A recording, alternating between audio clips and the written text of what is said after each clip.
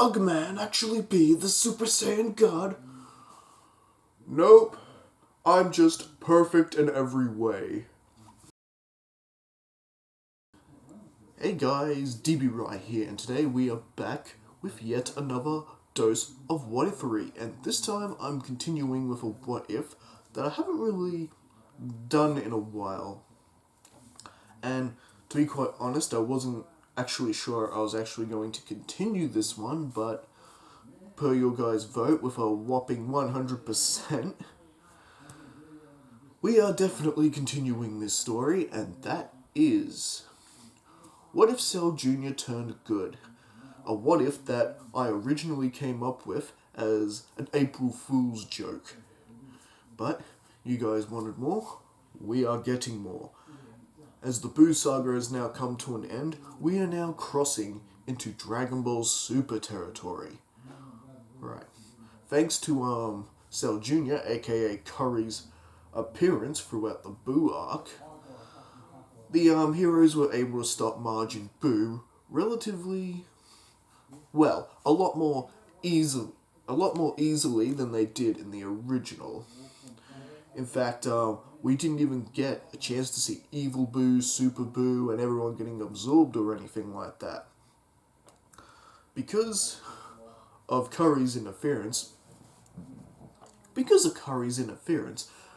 Goku and Vegeta, because of Curry, both Goku and Vegeta remained on Earth, and Goku was able to teach Vegeta fusion, and we got Gogeta, who basically put an end to Buu relatively quickly, while Curry and Gohan were doing training with the Z-Sword, and of course broke it like in the original and released Elder Kai. So yep, we still got Elder Kai released, but Gohan's hidden powers didn't get awakened, because before that could happen, they got news that Goku and Vegeta stopped Buu. Gohan's hidden powers be awakened? Maybe. I might be saving that for another time or for something else. We'll just have to wait and see. The Earth has entered an era of peace. Gohan and Videl have gotten married, and of course Mr. Satan is, aka Hercule, is now part of the whole Dragon Team, friends with everyone in the Dragon Team, and Videl was able to introduce him in, and just like their little arrangement before, Hercule is basically their big cover-up guy, who basically keeps their identities a secret by taking credit for all their exploits, which is perfectly fine. Last thing Bulma and Chi-Chi want are reporters stopping by their homes all the time, them trying to get a glimpse of the Saiyans. Things on Dragon Ball Super pretty much play out as per normal, with Goku starting up his vegetable farming business, and of course eating most of the stock and trying to sneak in some training whenever he gets the chance, and while poor Goten's doing all the work. And Goku's training is actually proving to be a bit more effective this time around, because Curry actually likes to have sparring matches and training matches with Goku. So they're keeping each other in prime shape, and of course having to rescue Goten, when he drives the tractor, off the mountain. Goten too busy watching the fight, not watching where he's driving the tractor. Kids.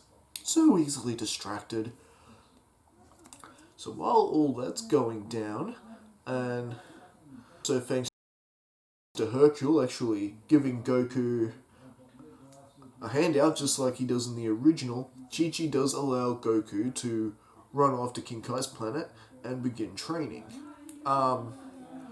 Curry was tempted to join him, but he wasn't getting out of going to Bulma's party. Meanwhile, while all that's going on, a certain someone has woken up from his 30-year nap. And that would be Lord Beerus the Destroyer. He has finally woken up, and he's been doing his thing, the whole destroyer thing, destroying planets on a whim, and trying to find meaning in these dreams he's had. Looking for this Super Saiyan God. I know, Super Saiyan God, Super Saiyan God. We hear it all the time. And eventually, his trail leads him to King Kai's planet, and the whole Goku challenging Beerus happens as per normal, ending exactly the same, and of course, Goku having no knowledge of this Super Saiyan God person that he's looking for. Well, you know, my lord, Vegeta and all that live on Earth, we could pop in and just visit him. Perhaps he knows something about this Super Saiyan God. That's not a bad idea, Whis. Tell me, they have anything good to eat there? That's, Beerus for you, always thinking with his stomach. That, Beerus and Whis take their leave as per normal, and King Kai, after Goku wakes up, This ain't good at all. If anything happens to upset Beerus, he's likely to blow up the entire planet. Well, we better make sure that doesn't happen. and of course, King Kai gets in touch with Vegeta and fills him in on the whole situation, and that flicker of fear in Vegeta's face is just something that has never been seen before. I mean, the mere mention of Beerus, someone we haven't heard of before, somehow brings Prince Vegeta to his knees. But that's because Vegeta has met Beerus before. He remembers a time back on planet Vegeta with his father groveling at the feet of Beerus, and Beerus treating his father like he was nothing. And, of course, also treated Prince Vegeta like he was nothing. And Vegeta remembers exactly who Beerus was and knows exactly what Beerus will do if something sets him off. So, with that, Vegeta is running around trying to make sure everything is presentable, and well, Vegeta wasn't the only one who overheard that little telepathic communication. Curry heard it as well. Well, dear me right, how is Curry able to do such things? Well, he does have Goku cells in him, as well as Vegeta's, Piccolo's, and Kami's. So yes, he does have some telepathic ability, and he was eavesdropping on the conversation. And even Curry had a flicker of fear of Beerus. Considering he has Vegeta and Frieza cells, those cells are sort of reacting to the news, and Curry knows this Beerus guy is going to mean business. So you got Curry and Vegeta working together to make sure things go perfectly for when Beerus arrives. And of course, Beerus does arrive and has his bit of a chat with Vegeta. Tell me, Vegeta, with all your travels within space and the cosmos, have you ever heard or come across the phrase Super Saiyan God? Super Saiyan God? No, your lordship, I haven't heard of such a thing. And, this does irritate Beerus somewhat, and he is torturing Vegeta a little bit. Gotta absolutely make sure Vegeta's telling the truth, that sort of thing. And that's when Bulma shows up and says, "Hi, you must be Vegeta's friends." Yeah, Bulma. Completely misreading the situation here, but anyway. I'm Bulma. I'm Vegeta's wife, aka / the birthday girl. And Bulma basically invites Beerus the Destroyer to take part in the celebration and enjoy the food and all that, and Beerus is all for a good meal. And this is not good for Vegeta, because Vegeta was just sort of hoping he'd just answer Beerus' questions and he'd leave. But nah, all that nice, good smelling Earth food, oh no. Beerus is not going anywhere. Stuffing his face into kebabs, a lot of idiotic things go down, including the boys, Goten and Trunks, accidentally splashing Beerus, him getting a little irritated, and Vegeta, offers to make him his special meal. Prince Vegeta knowing how to cook? That's a new one. And well, that of course goes down. And Beerus are looking curiously at Curry. My lord, that creature actually looks very familiar. Yeah, he kind of looks like Frieza in a way. Look at him. Yeah, but not only that, I seem to recall that one of these creatures actually tried to destroy the planet once. I wonder what he's doing here, of all things. This could actually be very suspicious, Whis. We better keep our eyes open on this one. Beerus can definitely sense, some glimpse of Frieza vibes. After all, Beerus did say he would destroy Frieza if they ever run into him again. Well, things seem to have been going pretty good, and it would seem that Beerus was actually going to leave. And, Beerus says, you really should try this delicacy of this pudding. It's so nice. Yeah, and how many of those cups have you had, Whis? Did you leave any for your lordship? I'm the deity here, Whis. Oh, there's still a few more left, and by the time they get to the plate, there is only one left. Yeah, Pilaf and his minions, Shao and Mai, are kind of pigged out on the puddings. And, well, luckily, Curry grabs the last one, and the entire tray. So, just this one little pudding cup on this massive tray that apparently Mai Shu and Zhao single-handedly demolished. And Curry's just going, no worries, my lord, saved you one last pudding cup. And Curry proceeds to walk over there to bring it to him, and the others basically pile up on him, asking Curry all these different questions. How have things been for him, all those things. 'Cause they haven't seen much of Curry, since the Buu arc, so they were curious to catch up. And, well, with all these people crowding, he accidentally loses his balance, the pudding cup goes flying, and it lands right on the top of Beerus's head. No pudding cup. No Super Saiyan God. That's it. I am mad!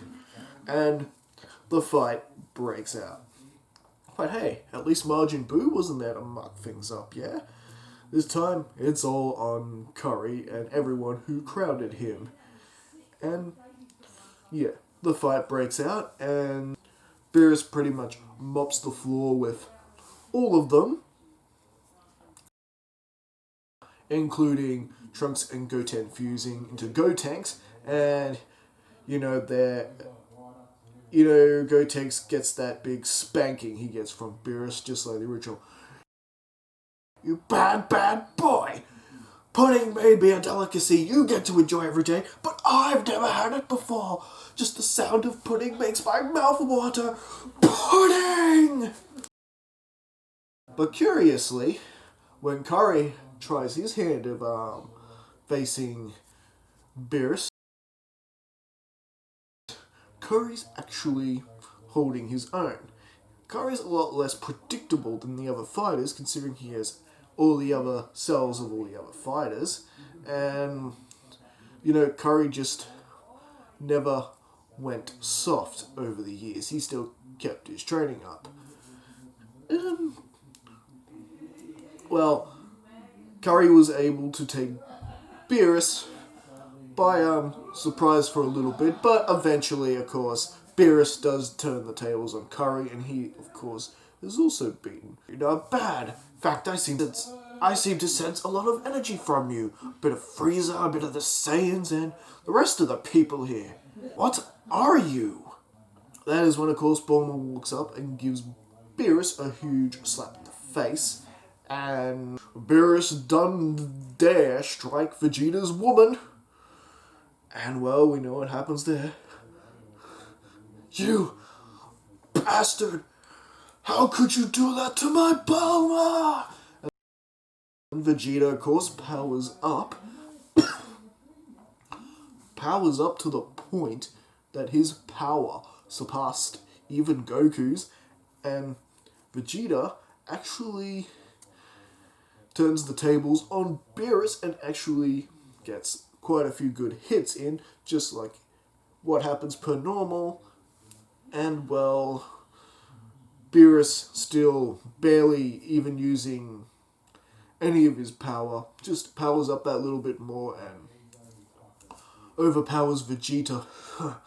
Well, I'll take some pride in knowing that it took Beerus the Destroyer to destroy me. Yes, that is an excellent way to look at your death, Prince. Your honor shall remain intact. Of course, that's basically when Goku shows up and convincing Bulma to hand over the Dragon Balls and summon Shenron, who, of course, they then ask, how do they summon a Super Saiyan God? And well, Goku explaining, of course, that this is all for Beerus the Destroyer, and for the first time ever, you see Shenron in view. Beerus the Destroyer, he's here? Hello there, my lord. Yes, I will get on that for you immediately. Yes, my lord. And tells him all about the legend of the Super Saiyan God, and of course the ritual needing to summon one. Yep, 5 Saiyans restoring their power into another, and then of course the whole attempt to bring the Super Saiyan God begins with Vegeta, Goten, Gohan, and Trunks forming a circle around Goku and putting their energy into Goku. But of course, Goku did of course get momentarily stronger, but he was not a Super Saiyan God. It didn't work. They messed up the count. 5 Saiyans need to put their power into 1, which of course means the total Saiyans they need is 6. We need 6? Oh, where are we gonna get another one of those? Goku just sort of stumbling and thinking. Videl is considering joining the pile because she is pregnant with Gohan's half-child, but this is actually when Curry steps up and says, what about me? Think about it. I have Saiyan DNA. There's no reason this wouldn't work. Oh yeah, I forgot about that. Well, it's certainly worth a try. If his lordship will just give us another minute. Very well. Here's my reward for being so patient. And of course, they add Curry to the count. So now we've got 4 Saiyans and Curry in the circle, Goku in the center, and the whole ritual actually works, which means Videl gets to keep her pregnancy a secret from Gohan a little longer. She'll surprise him some other time with the news. And we get Goku in his Super Saiyan God form. Vegeta, of course, scolding, why does Kakarot get to be the one? And the whole Super Saiyan God Goku versus Beerus fight goes off without a hitch and plays out exactly per normal, with Beerus changing his mind about destroying the Earth. Goku still ultimately losing the fight to Beerus, but Beerus respects him enough not to destroy the planet, and besides, it'll give something for Beerus to look forward to in the future, having using about 70% of his power. If Goku gets stronger, he can have a more fun fight with him in the future. And of course, we gotta keep Earth alive, because Beerus wants another chance to try some of those pudding cups. And of course, all the other Earth delicacies that he hasn't tried. There is many more. What was on that ship was only the tip of the iceberg. But of course, Beerus is not going to admit that, so he just fakes falling asleep like he does in the original, when he's pretending to charge up his energy to destroy the planet, just... And Whis takes off with Beerus, and they pretty much go home, and again, it would seem Goku has made yet another new friend in Beerus. And I think that is where we're going to leave things for now. So what do you guys think? Did you like this beginning of Dragon Ball Super? I'm liking Curry's addition into the series, and if he's going to differ with the resurrection of F-Arc. All these questions and more will be answered next time. And until then, this is DB Rice signing off. Don't forget to like and subscribe, and let's get this discussion going.